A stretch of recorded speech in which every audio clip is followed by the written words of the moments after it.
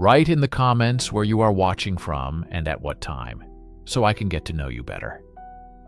To support the channel for free, don't forget to subscribe and like. There are silences in history that are louder than any recorded sound. Tonight, we unseal Case File 734B, a record officially designated as a non-event, a moment when, for a few hours, the fundamental laws of our world appeared to be suspended. It has been called many things in the classified archives: the Penumbra Incident, the Coloma Anomaly, the silent discontinuity. It is the story of the night history quietly changed and was then forced to forget. Write in the comments where you are watching from and at what time, so I can get to know you better. To support the channel for free, don't forget to subscribe and like. Some doors, once opened, can never be closed again. Deep within the classified archives, filed under layers of bureaucratic misdirection, is a date, October 26th, 1998. It's a day that officially never happened. Our story begins not with a bang, but with a whisper in one of the most desolate places on Earth. Listening Post Echo 7, a decommissioned Cold War relic repurposed for deep space radio astronomy, nestled in the chilling silence of the Antarctic Plateau. Here, under a sky of impossible clarity, a two-person crew monitored the background noise of the universe. Dr. Eris Thorne, a disgraced but brilliant astrophysicist, and Lena Petrova, a stoic systems engineer, were serving out a professional exile. Their job was simple: maintain the equipment and log any anomalies. For 342 days, the only anomaly was the soul-crushing monotony. Until that night. At 22:47 local time, an alert chimed. It wasn't loud or frantic. It was a single, clean tone indicating a non-terrestrial, non-celestial signal of unknown origin. Thorne, expecting a satellite echo or solar interference, ran the initial diagnostic. The results made the hairs on his arms stand up. The signal was a perfect, repeating sequence of prime numbers: 2, 3, 5, 7, 11, and so on. A clear sign of intelligence. But it wasn't coming from a fixed point in space. The array's triangulation software failed, returning a location error that was a mathematical impossibility. The signal wasn't being received, it was being observed. It was as if it originated from the very location of the dish itself, yet from nowhere at all. Petrova ran a full system shakedown, convinced of an equipment malfunction. Every circuit, every line of code was functioning at peak efficiency. The signal was real. But there was another layer, something their systems could barely register: a sub-harmonic frequency, a low, persistent hum beneath the prime numbers that seemed to resonate not through the air, but through the solid matter of the station. For the next 5 hours, they worked in a state of controlled panic. They tried to report it, but their encrypted burst transmission to command was met with skepticism, then outright dismissal. It was a weather balloon, a system ghost, a Russian experiment. But Thorne knew better. The signal was changing. The sub-harmonic frequency began to shift, fluctuating in a complex pattern that mirrored the cadence of human speech. It was listening. It was learning. Thorne's logs, later recovered, grew frantic, filled with scrawled equations and questions about the nature of reality itself. Then, at precisely 0313 UTC, it stopped. The prime numbers vanished. The sub-harmonic hum ceased. Every frequency across the spectrum was consumed by a single deafening blast of white noise that lasted for exactly 1 second. Then silence. A silence more profound and terrifying than any sound. It was the silence of a world holding its breath just before everything changed. The second of absolute static was the gunshot. The 60 seconds that followed were the bullet, traveling silently through the heart of reality. At 03:14 UTC, the world did not end. It was edited. This was not an event of destruction, but of silent, imperceptible alteration. There were no witnesses, only aftershocks felt by a handful of people who would spend the rest of their lives questioning their own sanity. In Cairo, a veteran night watchman named Omar was making his rounds in the Grand Egyptian Museum. He paused before the sarcophagus of a lesser-known pharaoh, a ritual he'd performed over 10,000 times. But tonight his breath caught in his chest. A hieroglyph in a cartouche, one depicting a falcon, was wrong. The curve of its wing was different, more angular. He blinked, convinced the flickering fluorescent lights were playing tricks on his old eyes. He shook his head and moved on, the seed of an impossible memory planted in his mind. Miles away, at a secure data center for the CERN particle accelerator, a young physicist named Dr. Elise Renaud was remotely monitoring the overnight data stream. An automated alert flagged a single particle decay event. It was a statistical ghost, an event so improbable it had a 1 in a trillion chance of occurring. A tau lepton had decayed into particles that violated the law of conservation of momentum.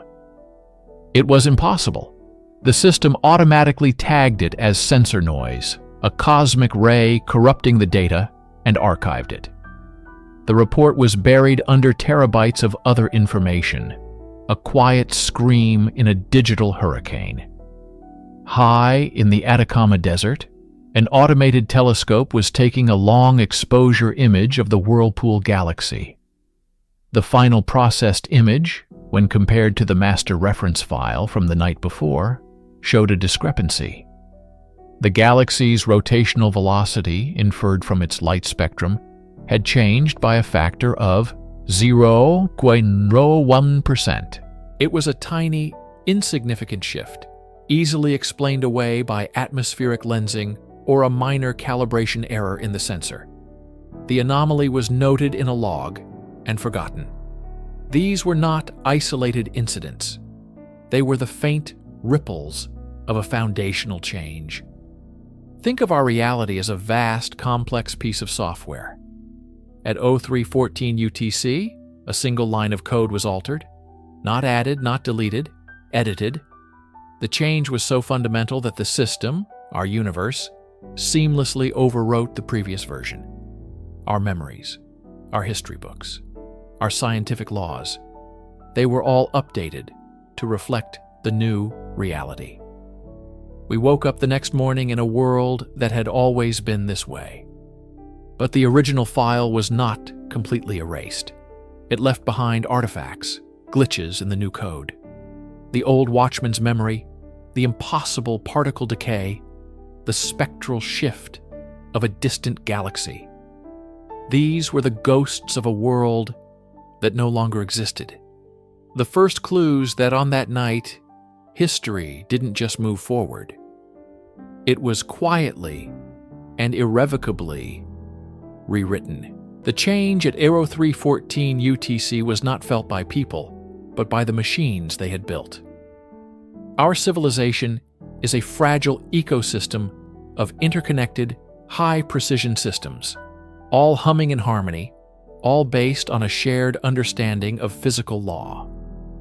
But on that night, the laws were subtly amended, and for a few crucial moments, our global machine stuttered. The first system to notice was the most fundamental: time itself.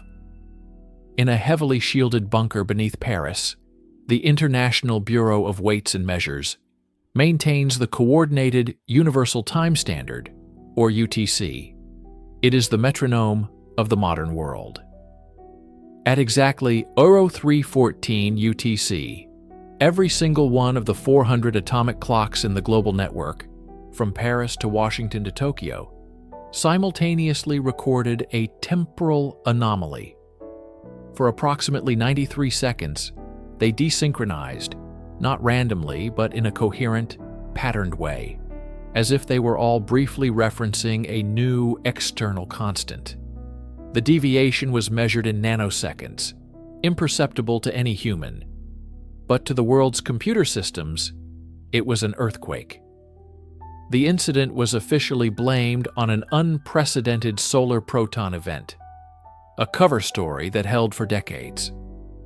But internal documents, leaked years later, show there was no corresponding solar activity. The clocks hadn't malfunctioned. They had accurately measured a moment when time itself had hiccuped. This temporal tremor cascaded outwards. In the high-frequency trading pits of the world's stock exchanges, algorithms designed to execute trades in microseconds froze. For a full 72 seconds, the global financial market simply ceased to exist. Billions in phantom trades were logged and later erased in a frantic, panicked cleanup. The official explanation was a software update glitch. On the London Underground, the automated Jubilee Line signaling system began reporting ghost trains, phantom signals of carriages occupying tracks that were visibly empty. The chaos forced a full system shutdown and manual operation for the rest of the day. In the United States, the North American power grid experienced a continent-wide frequency oscillation.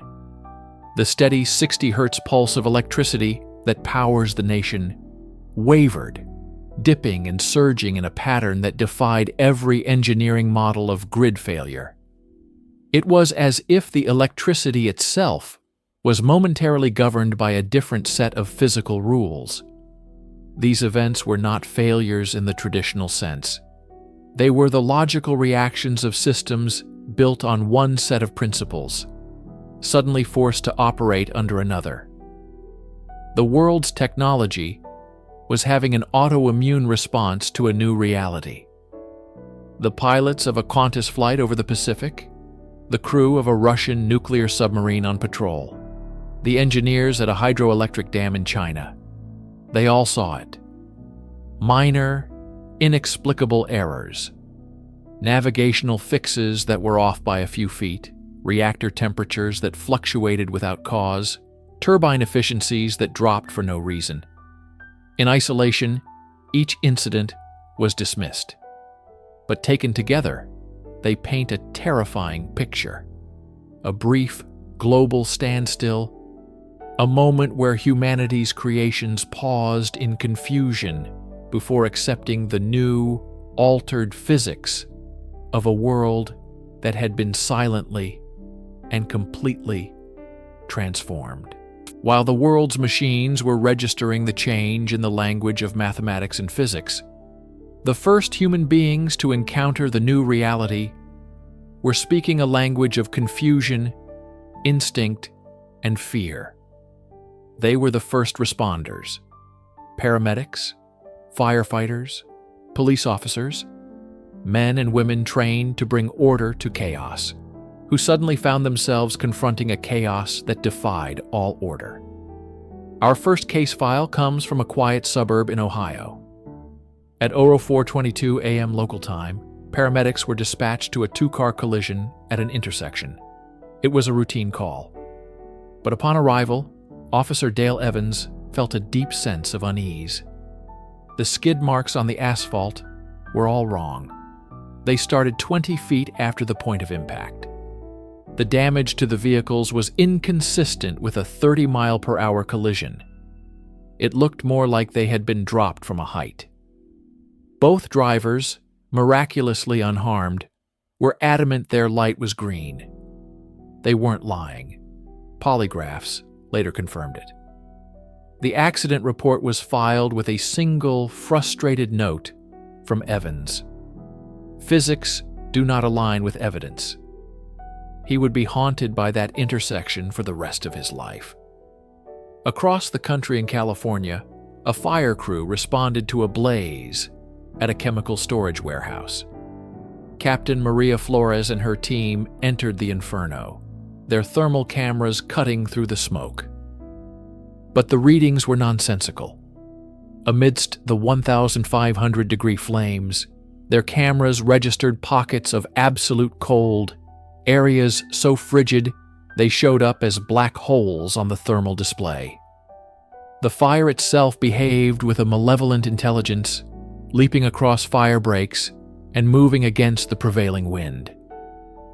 They eventually subdued it, but the incident was so bizarre it was escalated to a federal investigation, which concluded the cause was unexplained atmospheric phenomena. The most disturbing report, however, came from a highly classified military recovery unit. A KH-11 reconnaissance satellite, officially decommissioned and left in a graveyard orbit years prior, had unexpectedly re-entered the atmosphere and crashed in the Nevada desert.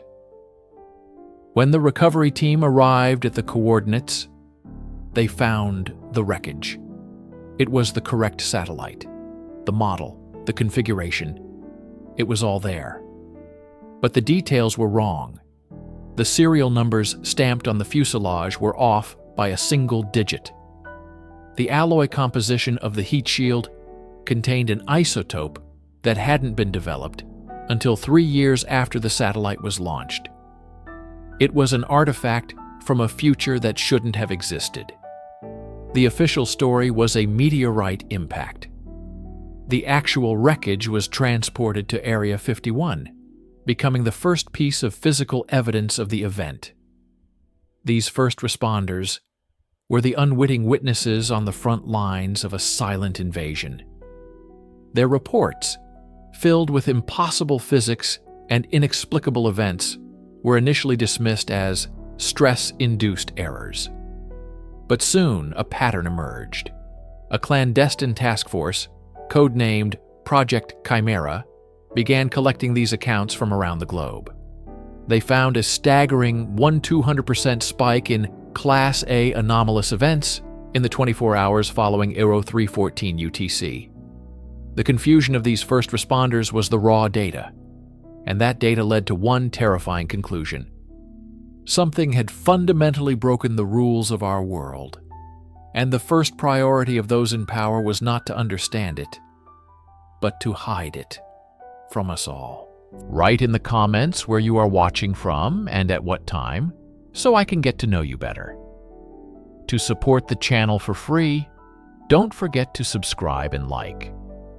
Some doors, once opened, can never be closed again. The official record is a carefully curated story, a narrative sculpted by those in power to maintain order. But in the immediate chaotic aftermath of the event, before the narrative could be set, there was only confusion. And from that confusion, Project Chimera was born. Declassified documents, heavily redacted and only released through a clerical error in 1998, give us a glimpse into the machine that was hastily assembled. It wasn't a scientific endeavor in the public sense. It was a containment protocol. The directive, signed by a hand whose name is lost to black ink, was not to understand what happened, but to quantify its effects and neutralize public awareness. The project's name itself is a clue. A chimera, a creature of myth composed of disparate parts, a thing that should not exist.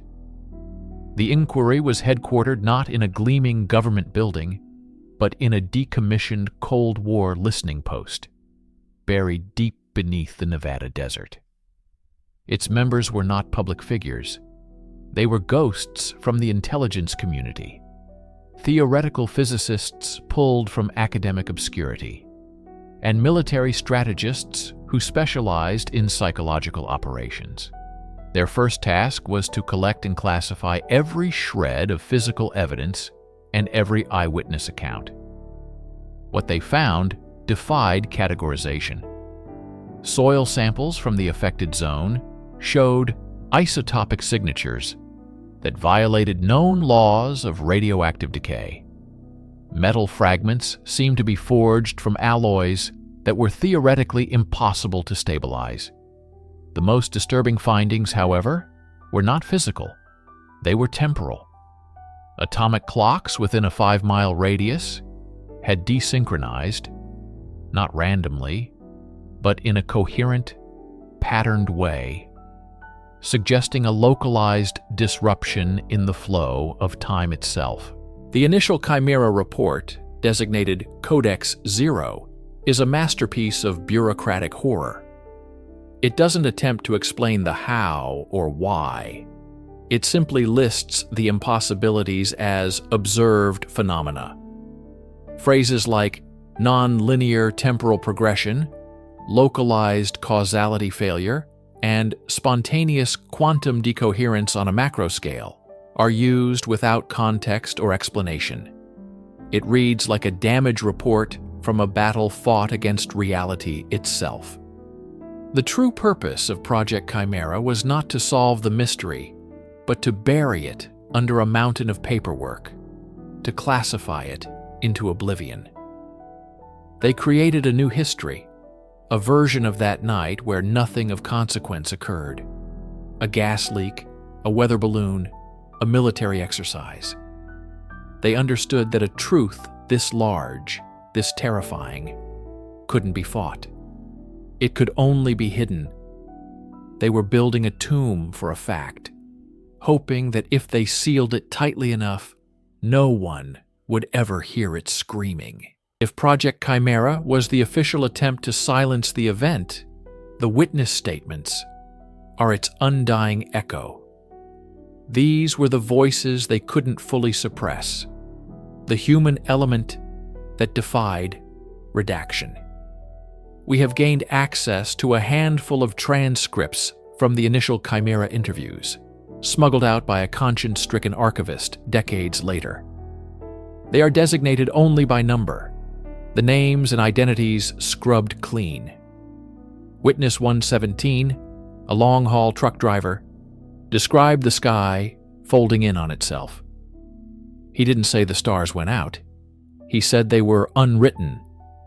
He spoke of seeing the reflection of his own truck on the surface of the night sky, not as it was, but as it would be moments later, crumpled and burning.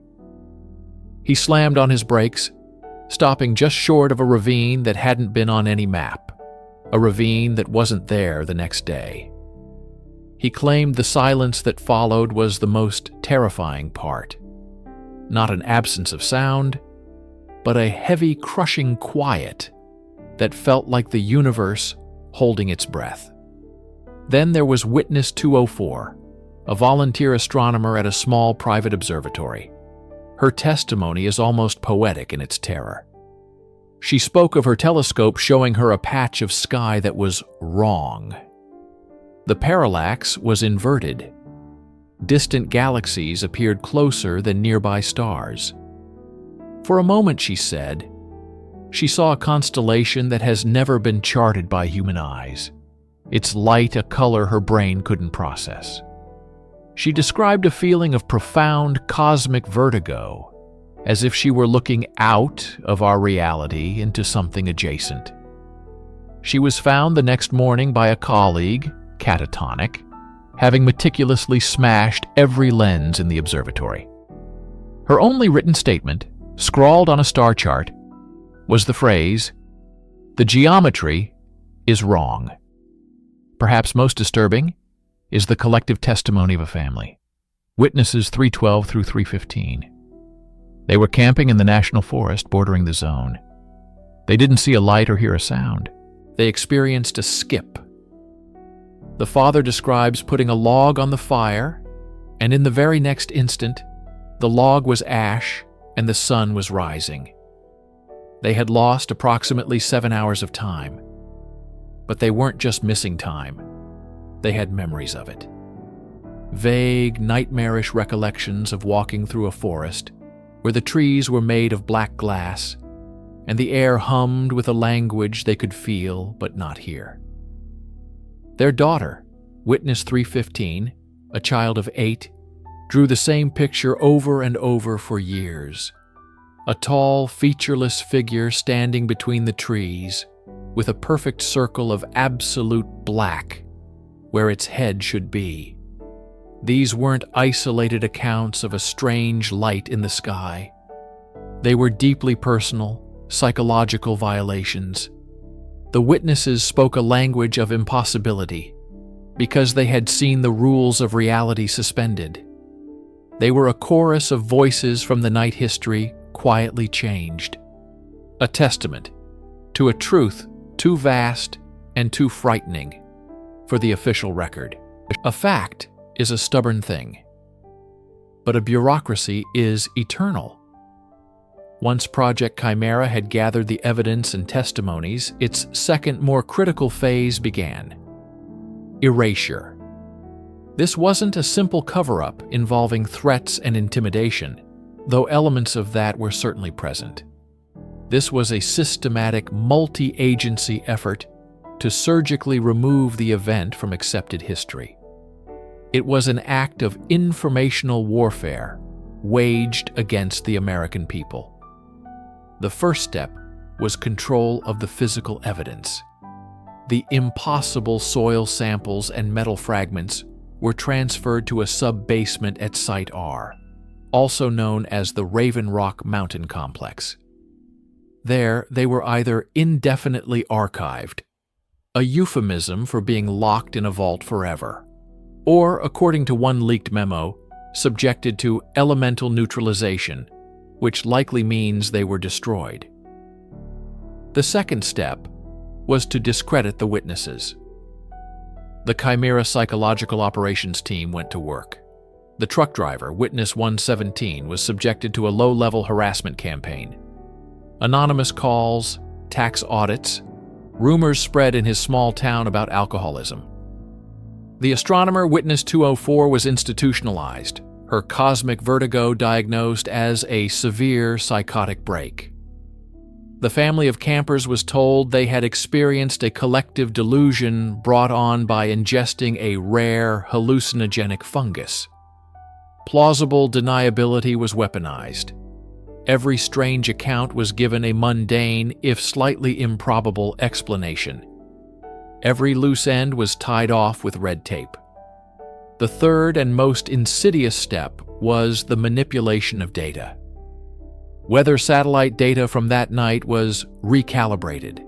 Seismic readings were corrected for sensor error. Flight control records showing ghost radar signatures were purged during a system upgrade. They weren't just hiding the truth. They were creating a new, alternate truth and backseating it into the official archives. We see the fingerprints of this effort in the documents themselves. Entire paragraphs in the Chimera files are not just blacked out, but physically excised from the paper, leaving blank windows on the page. In one instance, a chemical analysis revealed that the black ink used for redaction was applied less than 5 years ago, suggesting the cover-up is not a historical event, but an ongoing process. The official denials were bland and absolute. When a local newspaper ran a small story about strange lights, the Air Force issued a statement about a routine training exercise involving flares. It was a lie, but it was a simple, boring lie. And in the battle for public consciousness, boredom is a powerful weapon. They sealed the record. They built a fortress of denial around that single night, brick by bureaucratic brick. They gambled that memory fades, that people move on, and that history is written by those who control the archives. They were betting that the quiet change would remain quiet, a silent crack in the foundation of our reality that no one would ever think to look for. For decades, the West believed it was alone in its secret. Project Chimera operated under the assumption that the event was a localized American phenomenon. They were wrong. The truth of their error came not from a declassified file or a government leaker, but from a hiss-filled, degraded magnetic tape smuggled out of the deadliest part of the Soviet Gulag system, Kolyma. These recordings, now known as the Kolyma tapes, are the last will and testament of Dr. Eris Thorn, a brilliant but disgraced Soviet astrophysicist. Thorn was part of a secret Soviet counterpart to Chimera, a program codenamed Oberotten, or Shapeshifter. While Chimera sought to bury the event, Oberotten sought to understand and weaponize it. Thorn's team was stationed at a remote observatory in the Siberian taiga. On the same night, at the same moment, their instruments recorded an identical impossibility. Thorn, in a low, raspy voice, speaking English with a heavy Russian accent, describes it on the tapes. "It was not an arrival," he whispers over the crackle of the recorder. "It was a substitution. For 97 seconds, the constants of our universe were edited. Planck's constant shifted. The speed of light faltered. We did not observe a phenomenon. We were inside it. The change was not in the sky. It was in us, in everything." Thorn's account corroborates the Chimera findings with terrifying precision. But he goes further. He claims the Soviets detected a signal embedded within the temporal distortion, a complex non-mathematical signal that seemed to be a blueprint. He believed the event was not an accident, but a deliberate act, an injection of information. This research was deemed too dangerous. The Politburo, fearing what this blueprint could build or unmake, shut down Oberotten. The scientists were declared enemies of the state, their knowledge a threat. They were sent to the frozen camps of Kolyma to be forgotten. But Thorn refused to be silenced.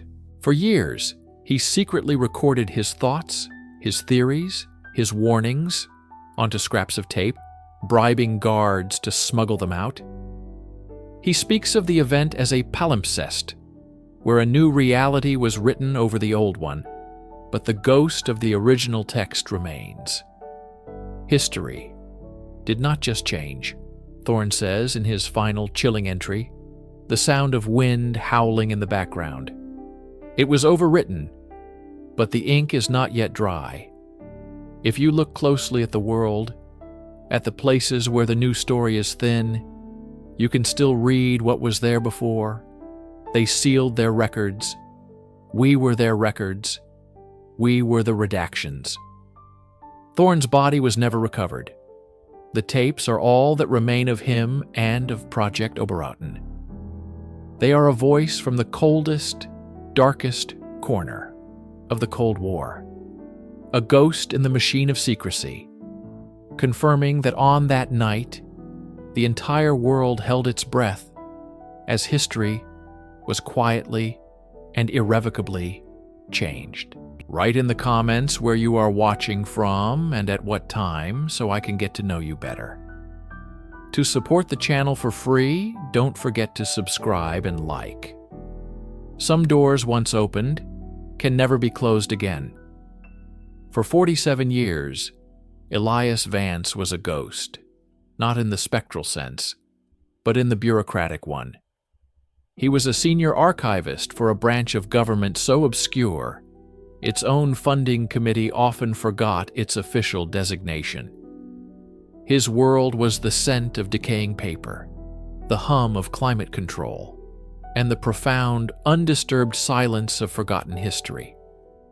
He dealt in sealed boxes and classified truths, cataloging the quiet deaths of secrets. But retirement offered no peace, only a new kind of silence, one that felt hollow.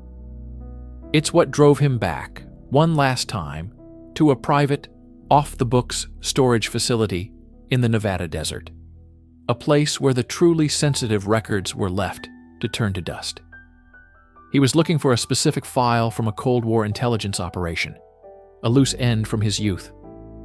What he found instead was something that did not belong.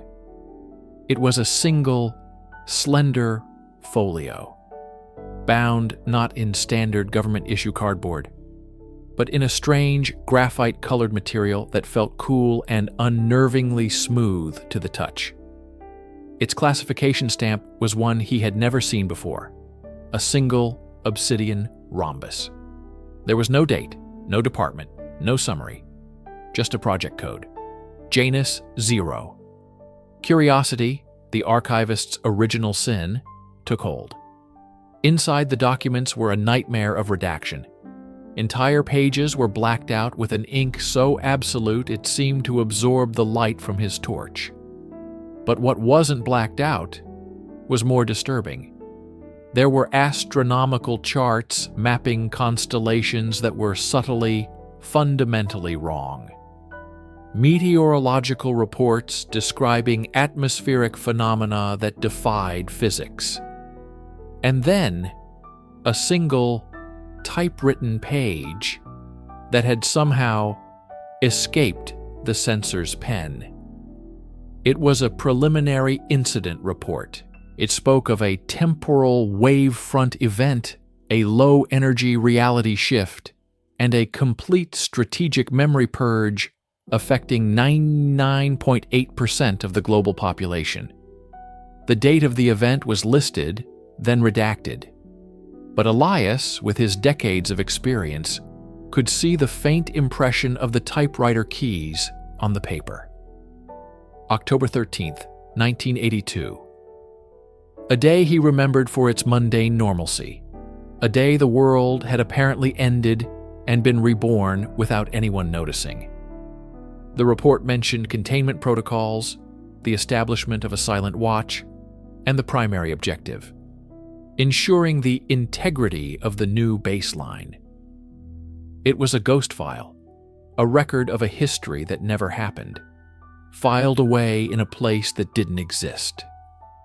As Elias stood in the cold, dusty silence, he realized the silence he'd dedicated his life to was not empty.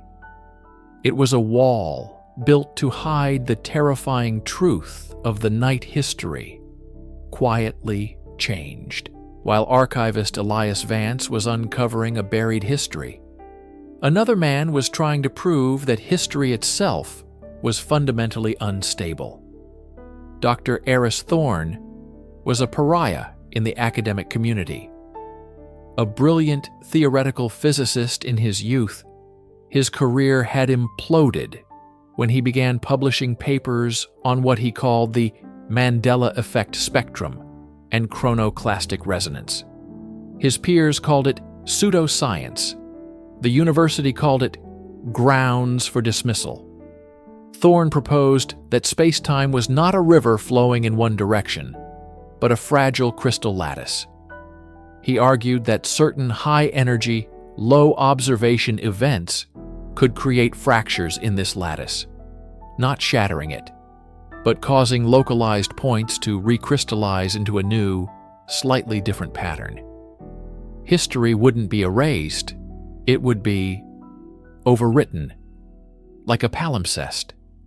The old text would still be there, but it would be faint, almost imperceptible, bleeding through as glitches in collective memory, as paradoxes, as the unsettling feeling that something is deeply wrong with the world. He called these glitches temporal echoes. For years, Thorne worked in isolation from a cluttered basement office, funded by his own dwindling savings. His walls were covered in chalkboards filled with equations that blended quantum mechanics with temporal theory, a chaotic tapestry of genius and obsession. He believed a major fracture event had occurred in the late 20th century, but he could never pinpoint it. He had the theory, the math, but no physical proof, no ground zero. That changed when an encrypted email arrived from an anonymous sender. It contained a single, scanned image. The Janus 0 incident report discovered by Elias Vance. The sender, we can now assume, was Vance himself, reaching out to the one man in the world who might understand. For Thorne, seeing the report was not a shock, but a terrifying vindication. The phrases temporal wavefront event and new baseline were almost identical to the terminology in his own forbidden theories. The date, October 13, 1982, became the anchor point for all his calculations. He began re-examining historical data, not for what was there, but for what wasn't. He looked for the echoes, the subtle impossibilities. He found a statistically significant spike in déjà vu reports in the months following the date. He found architectural records for major city landmarks that showed minute, inexplicable changes in their design between blueprints dated before and after the event. The world, Thorne realized, was a patch job. We are all living in the edited version of history, and the Janus Zero file was the editor's note, accidentally left behind. The physicist's paradox was no longer a theory. It was the quiet, unnerving reality of the world we inhabit. Armed with a date and a theoretical framework, the search for the truth behind the Janus Zero file intensified. If Dr. Thorne's theory of temporal echoes was correct, the world should be littered with the faint ghosts of a reality that no longer exists. The challenge was knowing how to look. The first breakthrough came from an unexpected source: the pre-digital archives of a global news agency.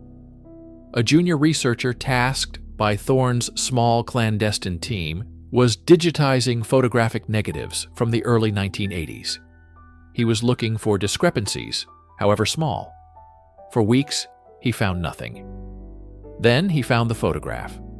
It was a wide shot of Times Square, New York, dated October 12, 1982.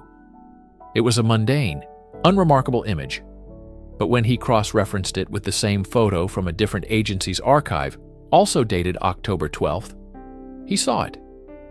In one photo, a prominent billboard advertised a popular brand of soda. In the second, the same billboard advertised a film that, according to every available record, was not released until 1985. It was a small, easily dismissed error, a filing mistake. But then they found another, and another. A photo of the London skyline with a building that wouldn't be completed for another decade. A news report from Tokyo mentioning a political figure who, in our timeline, had died the year before. These were the echoes. But the most significant discovery was what Thorne designated the second anomaly. The Janus Zero file mentioned a single primary event on October 13, 1982. But Thorne's models predicted that such a powerful wave front would have a harmonic, a smaller secondary ripple effect elsewhere on the globe, occurring almost simultaneously. His calculations pointed to a remote, sparsely populated region in the Australian outback. Using declassified satellite imagery from the era, they found it. On every satellite pass before October 13, 1982, a small, isolated settlement is clearly visible. A handful of buildings, a dirt road. In every image taken after that date, the settlement is gone. Not destroyed, not abandoned, simply gone. The land is smooth, covered in desert scrub, as if the town had never existed. There are no government records of any such town, no maps that chart its location. No one in the surrounding regions has any memory of it. It is a geographical ghost, a town erased from history, space, and memory. This was the proof they needed. The event wasn't just a subtle rewrite. It had the power to remove things, wholesale, from reality. The question was no longer what had happened on the night history quietly changed, but why? And what or who was at the epicenter? The Janus Zero file, for all its redactions, contained one recurring, unobscured term: Subject Zero. This individual was referenced not as a person, but as a variable, an epicenter, the causal agent of the temporal wave front. The entire sprawling conspiracy of silence, the global memory wipe, the silent watch, it was all constructed around this single, unknown entity. Finding Subject Zero became the sole obsession of Thorne's investigation. But how do you find someone who may have been erased from the very timeline you inhabit? You search for the void they left behind. The team scoured every database imaginable: birth certificates, census data, tax records, military service files, all focused on the temporal splash zone around October 1982. They were looking for a ghost. They found thousands of leads that went nowhere. It was like searching for a name with no letters. The breakthrough, like all the others, was accidental. An audio technician was analyzing a degraded recording from a NASA Mission Control communications loop dated October 13, 1982. The recording was mostly static, dismissed as corrupted. But by using advanced spectral analysis, the technician isolated something beneath the noise. It was a voice, a calm male voice, with no discernible accent, speaking for just 7 seconds. The voice did not appear on any official mission transcript. No astronaut or controller could identify it. The voice said, "I'm sorry. I didn't know this would happen. The anchor is lost. It's rewriting." This was it. This was the echo of Subject Zero. Cross-referencing the exact time of the recording with orbital mechanics, they pinpointed the source, low Earth orbit, directly over the Australian outback, the precise location of the town that vanished. The theory that emerged was as terrifying as it was logical. Subject Zero was not from our time. He was a traveler, an explorer, or perhaps just a man lost in a way we cannot comprehend. He was an anomaly whose very presence in our timeline on October 13, 1982 was the intrusion, the paradox that forced reality to recrystallize around him. He didn't change history. His existence created a new one. The Janus Zero project wasn't a cover-up. It was a damage assessment. Subject Zero wasn't a target to be eliminated, but an event to be contained. There is no record of him because he has no history here. He is the man who wasn't there. The audio clip is the only evidence he ever existed at all. It is the faint whisper of a man apologizing for breaking our world, just before he and the world he came from were overwritten forever. It leaves us with the ultimate chilling question. If our history is the revision, what was the original?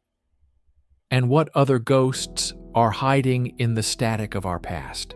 Write in the comments where you are watching from and at what time, so I can get to know you better. To support the channel for free, don't forget to subscribe and like. Some truths are not buried by a single shovel, but by a dozen, each wielded by a different hand with a different motive. Following the anomalous event, the silence that fell over the official channels was not one of unity, but of internal, undeclared war. The incident, which we now refer to as the Nocturne Anomaly, did not create a single, monolithic cover-up. Instead, it triggered a feeding frenzy among the alphabet soup of national security. Imagine a body falling in a dark forest. It is not one predator that descends, but many, each seeking to claim a piece for itself. This was the reality in the hours and days after history was quietly fractured. From our reconstructed timelines and leaked internal memos, we can identify at least 3 major factions that immediately clashed. First, there was the scientific military wing, likely operating under a black budget project within the Air Force.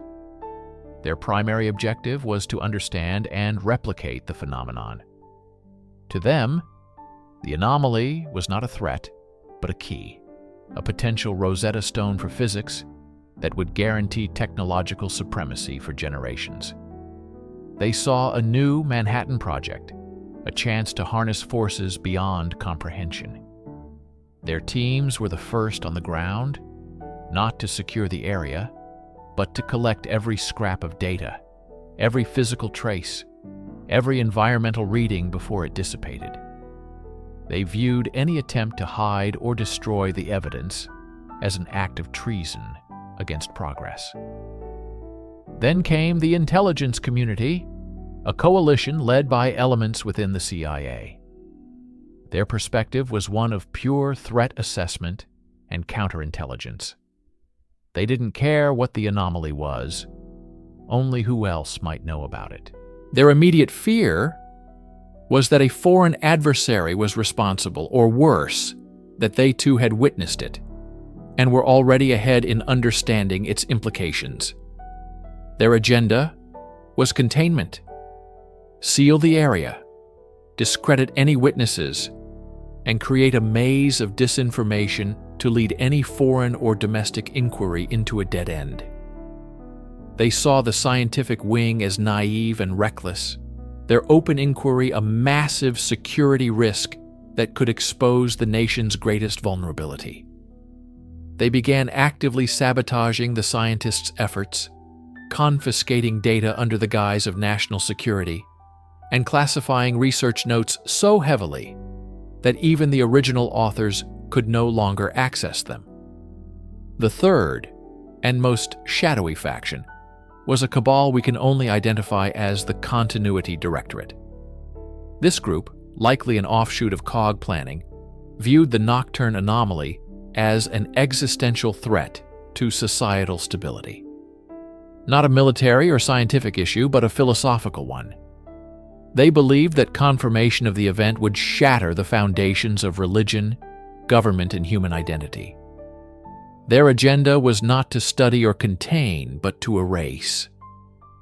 They initiated a scorched earth policy, aiming to destroy the data collected by the scientists and debunk the disinformation created by the intelligence agencies. They wanted a true, absolute silence. They were the ones who arranged for records to be lost in fires, for key personnel to be reassigned to forgotten outposts, and for physical sites to be irrevocably altered. This three-way conflict is the primary reason the truth remains so elusive. Evidence wasn't just hidden. It was stolen, altered, and destroyed by competing internal forces, each convinced their agenda was the only one that mattered. The archive is filled with ghosts of their conflict. Redacted reports citing jurisdictional clashes, requisitions for equipment that was simultaneously marked as destroyed in another agency's log, and the quiet, tragic stories of brilliant minds caught in the crossfire. Their life's work vanished into the bureaucratic abyss. To conceal a void, you don't just cover it. You fill it with something else. You fill it with so much noise, so many lies, that no one ever thinks to look for the original truth. The internal war between agencies was just the first layer of the Great Silence. The second, more public layer was an active and insidious campaign of psychological warfare waged against the population.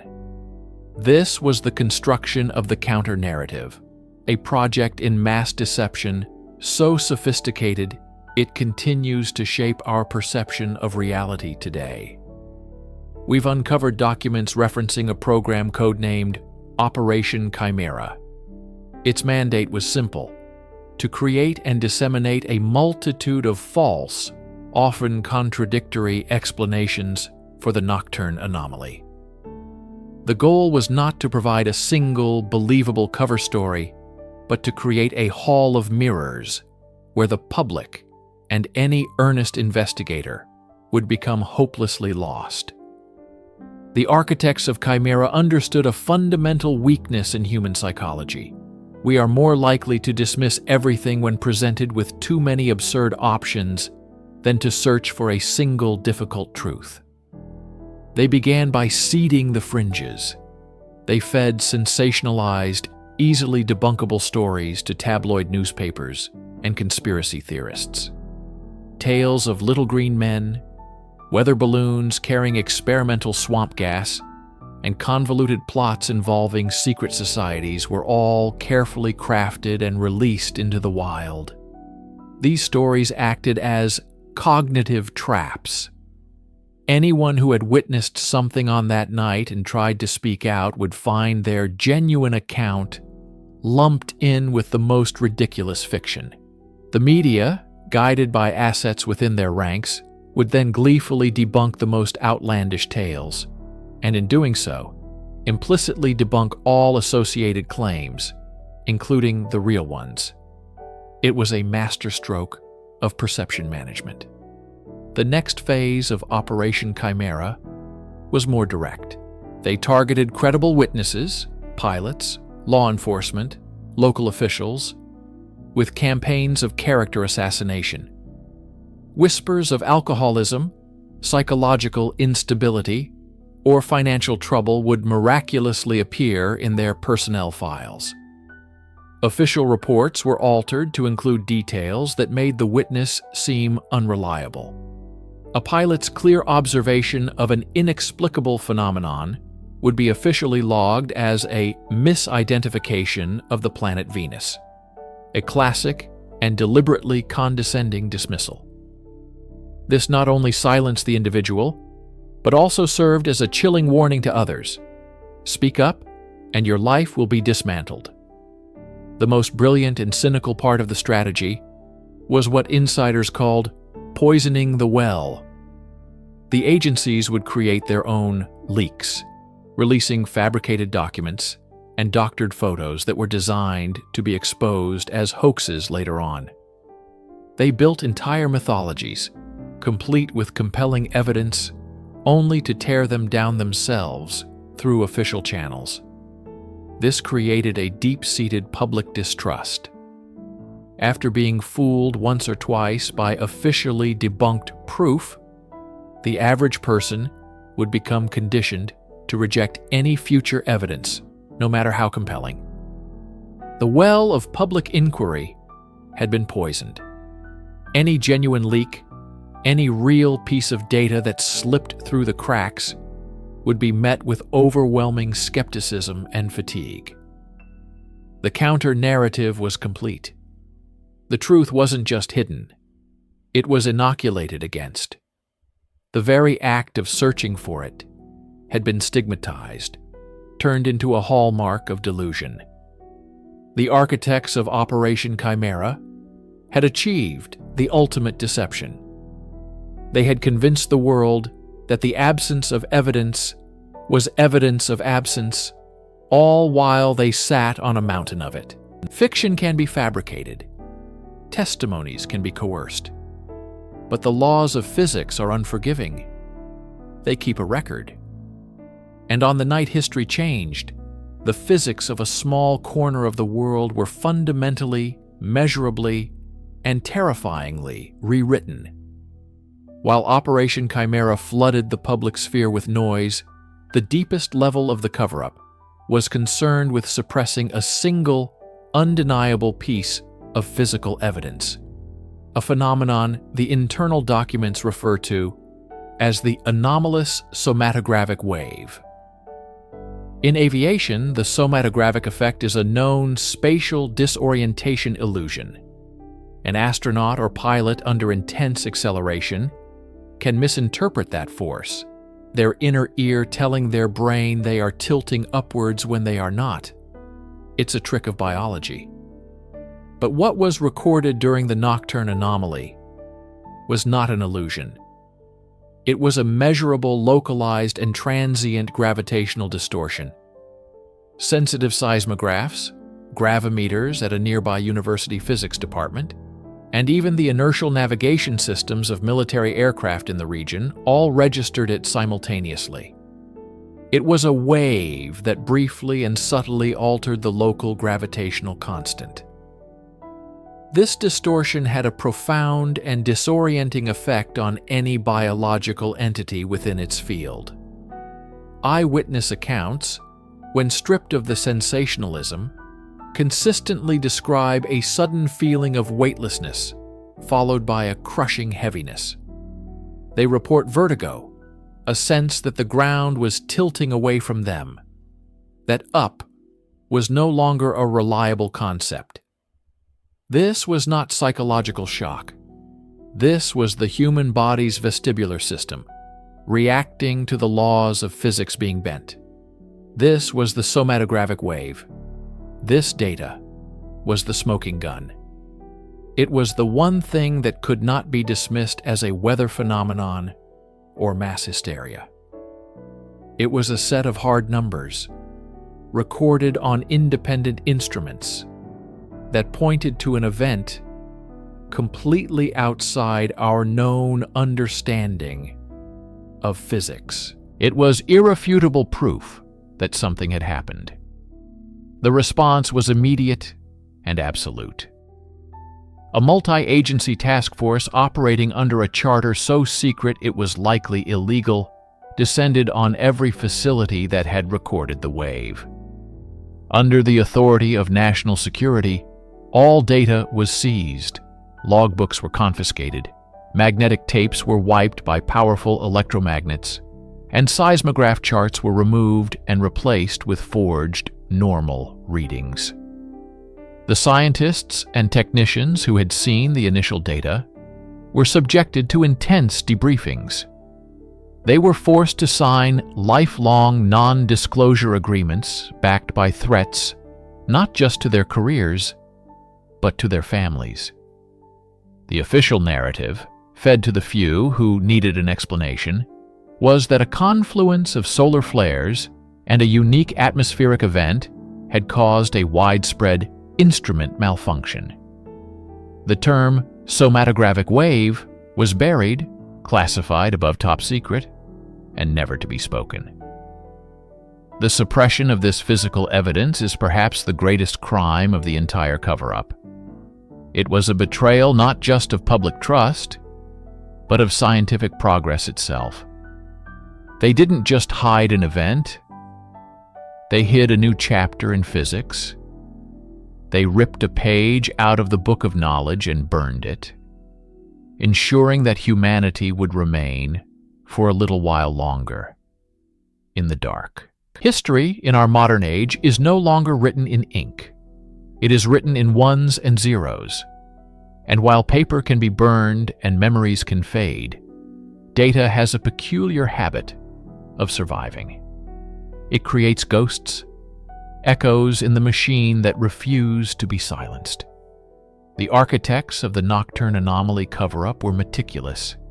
They shredded documents, buried physical evidence, and silenced human witnesses. They believed they had achieved a perfect seal. But they made one critical miscalculation.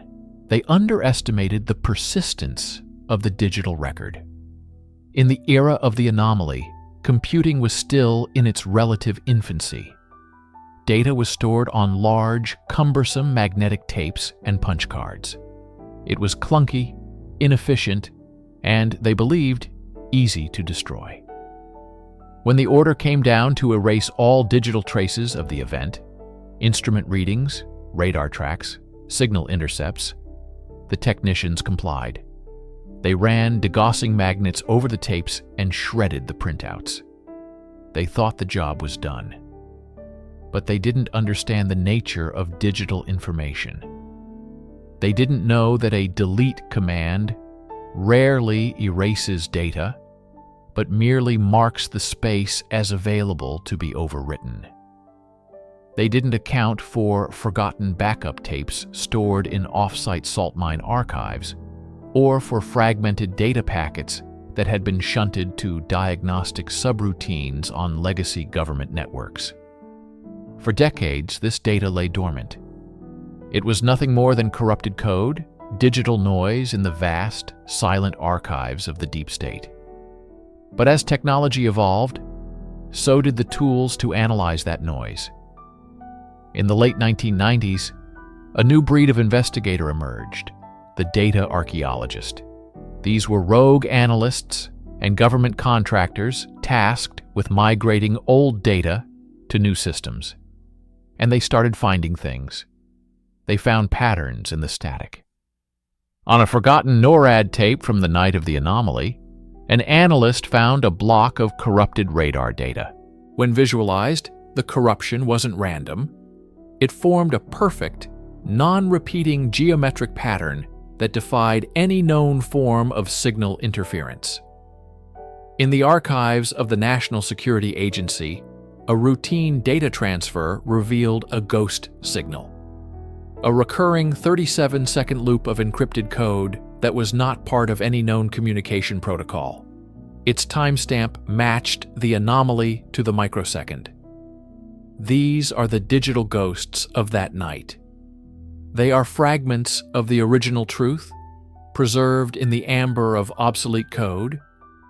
Each ghost is a breadcrumb, a single pixel in a much larger hidden image, and today, there are those who are collecting them. Clandestine groups of digital detectives, communicating on encrypted networks, are piecing these fragments together. They are writing algorithms to search for the specific signature of the somatographic wave in petabytes of archived atmospheric data. They are using AI to reconstruct the original signals from the corrupted echoes. The original cover-up was an analog operation in a world that was about to become digital. The perpetrators couldn't possibly have foreseen that their attempts to erase history would instead create a distributed cryptographic puzzle scattered across the globe. The legacy of that night is not in a locked file cabinet. It is embedded in the very code of the systems they built to maintain control. It is a time bomb made of bits and bytes, and the ticking is getting louder. Write in the comments where you are watching from and at what time, so I can get to know you better. To support the channel for free, don't forget to subscribe and like. There are echoes in the machine that remember a world that wasn't ours. Narrator. We have dissected the fragments, the whispers, the redacted documents pointing to a single catastrophic moment in the late 20th century. A night when the continuity of our shared reality was severed. But what if it wasn't a single event? What if, instead, it was the beginning of a process? A wound in time that continues to bleed into our present. This is the modern resonance of the event we call the night history quietly changed. The effects are not buried in the past. They are all around us, hiding in plain sight, dismissed as quirks of memory or failures of technology. Consider the phenomenon colloquially known as the Mandela effect. Millions of people share detailed, specific memories of events, logos, and historical facts that have no record of ever existing. The official explanation is confabulation, a collective misremembering. But the sheer scale and specificity defy such a simple dismissal. Is it possible these aren't false memories, but real memories of a timeline that was overwritten? Are these people the psychic shrapnel of a fractured past, retaining echoes of a world that was erased? Look closer at the digital infrastructure that underpins our world. Computer scientists and data analysts speak of ghost data, fragments of information that appear in server logs and deep storage archives, referencing dates, transactions, and user accounts that are logically impossible. They are culled, cleaned, and dismissed as benign corruption. But what if they are artifacts, digital fossils from a previous iteration of our timeline, persisting through the correction like stubborn stains? We see it in the global financial markets, where high-frequency trading algorithms occasionally falter, attempting to execute trades based on phantom historical data, causing millisecond-long panics that are quickly stabilized and forgotten. We see it in the GPS satellite network, which requires constant, unexplained drift corrections, far beyond the calculations of relativistic physics. The system is being perpetually nudged back into alignment with a reality it doesn't natively recognize. These are not isolated incidents. They are symptoms of a systemic instability, a low-level hum of temporal dissonance.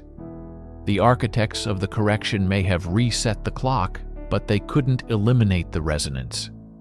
The world we inhabit feels thin, fragile, as if the new history was painted over an old canvas, and the original brushstrokes are beginning to show through the cracks. The most disturbing possibility is that the change is not over. The event may not have been a clean cut, but a shattering, and we are living in the ongoing fallout. The quiet change continues, subtly altering our world day by day, and we are too distracted, too conditioned to notice the walls of our reality shifting around us. Narrator. For decades, the official record has been silent. The individuals who orchestrated the correction have remained ghosts, their names expunged, their actions buried under layers of classification. But secrets, like bodies, have a way of surfacing. In 2003, a cassette tape was anonymously delivered to an obscure historical journal. On it was the weak, trembling voice of a man who called himself Ethelred. He claimed to be a former archivist for Majestic 12's Temporal Studies Division, a so-called Black Vault custodian. What you are about to hear is a digitized and cleaned excerpt from that tape. It is, to date, the only first-hand account from inside the cover-up of the night history quietly changed. Ethelred. They called it the Palimpsest Initiative, a gentle term for the monstrosity we committed. My job wasn't in the field. I wasn't one of the weavers who operated the device. I was a librarian of the damned. My job was post facto. My job was consequence management. After the fracture, our world and the other one, the original one, existed in a state of quantum superposition for 72 critical hours. 2 histories, 2 sets of memories, 2 physical realities, occupying the same space. It was an unstable paradox that was, in their words, resolving itself in favor of the original timeline. The change was being rejected. Our new reality was being overwritten by the old. So, they enacted the final protocol. My team, the archivists, were tasked with identifying and pruning the anchor points of the old timeline. We had access to, let's call it a quantum waveform reader. It could detect dissonant objects, a book that shouldn't exist, a photograph of a person who was never born in our new history, a building on a street corner where a park was supposed to be. These were cancers, remnants of the old world that could cause the new one to unravel. The weavers would be dispatched, and the object, the person, the memory would be neutralized, erased not just from the present, but from the past itself, reinforcing our new timeline. We worked in a facility deep underground, a black vault, no windows, no clocks, only the hum of the servers and the soft red glow of the dissonance alerts. We destroyed so much. Entire family lines, great works of art, scientific discoveries, all sacrificed on the altar of stability.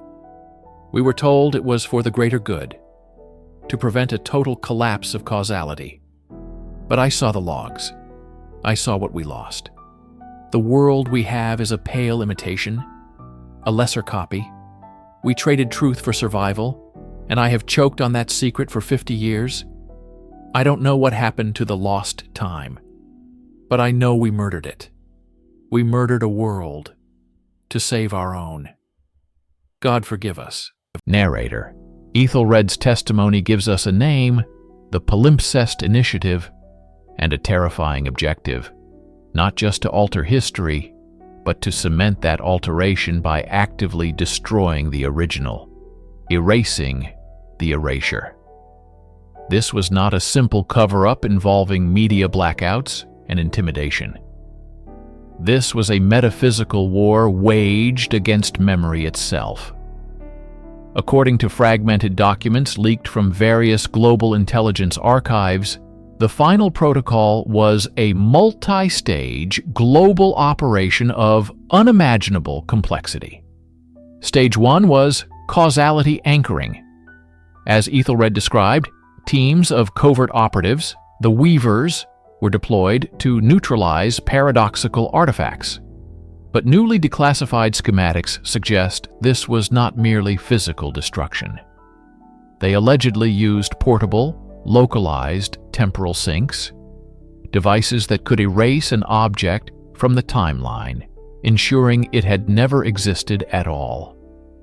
Think of it as snipping a single thread from the tapestry of history, and then reweaving the surrounding threads so the whole is never noticed. Stage 2 was mnemonic reprogramming. This is the most controversial and terrifying aspect of the protocol. It wasn't enough to remove the physical evidence of the old world. They had to remove the memory of it from the minds of the population. How? We find clues in Project MK Ultra and its international counterparts. Research into mass psychological conditioning, electromagnetic frequency manipulation, and even aerosolized psychoactive agents. Declassified reports from the 1970s detail extensive studies into collective memory suppression. The official purpose was national security, but the timing is too coincidental. Was the global push for water fluoridation, the sudden proliferation of television broadcasting towers, the atmospheric tests, were these all components of a single, coordinated effort to fog our minds, to make us forget a history we all lived, to make us accept the new, edited version of reality as the only one that ever was?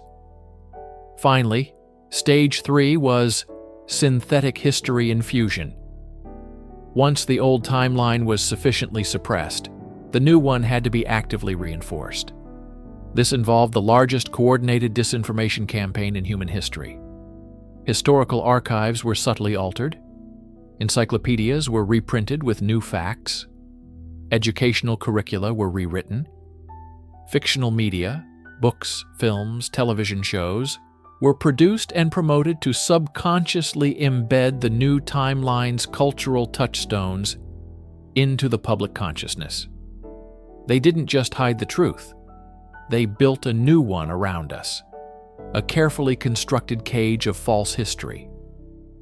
The final protocol was not an act of preservation. It was an act of creation. The creation of a docile population living in an artificial reality, completely unaware of the vibrant, authentic world that was stolen from them during the night history quietly changed. Narrator: we have reached the end of our investigation, but the central mystery remains, a black hole at the heart of our modern world. If an event of this magnitude occurred, if a period of our history was excised and replaced, then the ultimate question is not just how or why, but where did it go? What happened to the lost time? Physics offers us unsettling possibilities. One theory posits that the original timeline was not destroyed, but branched. In this scenario, the Palimpsest Initiative didn't erase the old world, it simply shifted our collective consciousness to a new, parallel reality, leaving the original to continue on without us. Are we living in a cosmic refugee camp, cut off from our true home? Is there another Earth, almost identical to ours, where history unfolded as it was meant to? A world where the echoes we experience are the psychic bleed-through from our other selves, living the lives we were supposed to have. Another more esoteric theory speaks of a chronovore, a temporal predator. Some fringe physicists and mystics have hypothesized that time is not merely a dimension, but a tangible resource. Could the event have been an act of cosmic theft? Was a slice of our history, our experiences, our triumphs, our tragedies, harvested by some unknown intelligence for purposes we cannot possibly comprehend? This theory suggests the lost time wasn't erased or branched, but consumed, leaving our reality anemic and incomplete. Then there is the simulation hypothesis, perhaps the most chilling explanation of all. If we exist within a sophisticated simulation, then the night history, quietly changed, was not a physical event, but a system reboot, a patch to correct a flaw in the code. The old timeline was simply deleted from the hard drive, and a new version was loaded. The glitches, the Mandela effects, the ghost data, they are nothing more than fragments of corrupted code, remnants of a previous save file that the system failed to fully purge. In this view, our history has no sanctity. It can be edited, rewritten, or deleted at the whim of the programmer. We are left with this profound uncertainty. The world feels real. The ground beneath our feet feels solid. But the evidence we've examined suggests it is all a fragile construct. We are haunted by a ghost, the memory of a world we can't remember. The greatest secret is not what happened on that night. History quietly changed. The greatest secret is that we are living in the aftermath, and the clock is still ticking. But we may no longer know what it's counting down to. The question isn't just what happened to the lost time. The question is, what is happening to ours?